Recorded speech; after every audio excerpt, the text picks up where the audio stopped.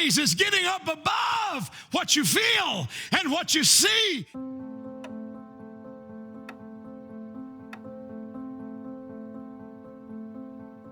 Praise in God's house and out of God's house. It's not just a responsibility of gratitude, but it also becomes a weapon. And we could talk all day long about scriptures in the Old Testament concerning Judah and concerning God's strategy to win a battle. And how many of you know sometimes it had nothing to do with military power? It had nothing to do with strategic wisdom.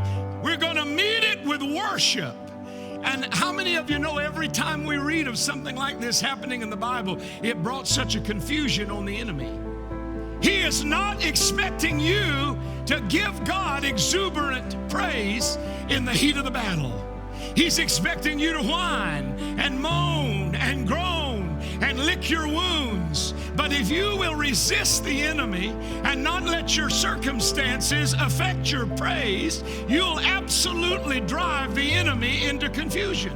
And not just your ordinary praise, your weekly effort of praise, but something above and beyond what you would normally give. You send a message into that spiritual darkness. You send a message that says, I'm going to keep God forefront in my life, and my focus is going to be on His goodness no matter what's going on around me. Praise creates an atmosphere for God's power to show up. You need an example? Shackles fell off in the midst of praise. Prison doors opened up automatically in the midst, in the atmosphere of praise. And it was high praise. How do you know it was high praise? Because it was praise that was not in any way affected by what they were going through at the moment. That's high praise. High praise is getting up above what you feel and what you see and what you're going through and giving God not normal praise or your regular praise, but high praise. God, I want to give you tipsy praise, loaded praise. I want to give you shrill praise. Come on.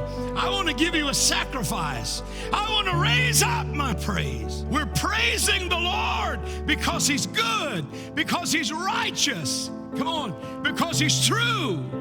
And what happens is we just start amping it up a little bit. You just start pushing a little harder because you begin to feel the lift.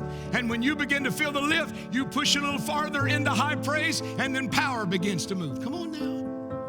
It's like power twins. They're operating one after another. High praise brings a demonstration of power. Power brings us into an atmosphere of higher praise, and it just keeps moving.